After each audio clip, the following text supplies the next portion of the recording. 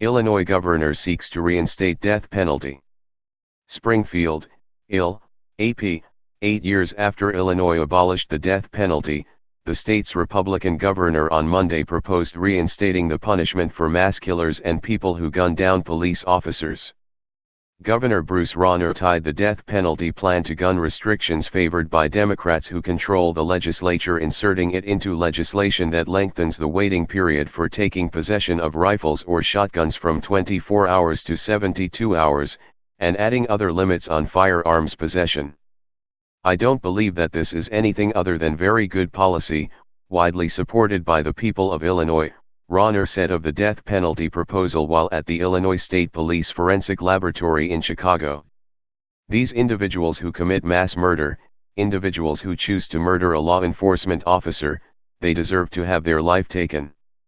The last execution to be carried out in Illinois was in 1999, before Republican Governor George Ryan issued a moratorium and later emptied death row, believing the system too fraught with mistakes to be tenable.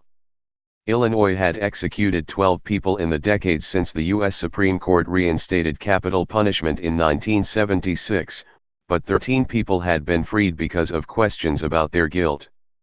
Democratic Governor Pat Quinn officially abolished the death penalty in 2011. Rauner, an unpopular first-term governor facing a tough road to re-election in November, used his mandatory veto authority to add capital punishment and other provisions to the gun bill, including a ban on bump stocks, the rifle firing speed accessory used in a mass shooting in Las Vegas last year. He also proposed giving the courts the authority to take guns from people deemed dangerous. Democrats pushed back. Senate President John Cullerton of Chicago said in a statement that the death penalty should never be used as a political tool to advance one's agenda. "Doing so is in large part why we had so many problems and overturned convictions," Cullerton said. Democrats have introduced several proposals to curb gun violence in response not only to mass shootings elsewhere in the U.S. but also because of the February 13 fatal shooting in downtown Chicago of Police Commander Paul Bauer. The bill now goes back to the House. For Rauner's plan to become law, the legislature must approve his changes. If lawmakers do not act, the whole package will expire without becoming law.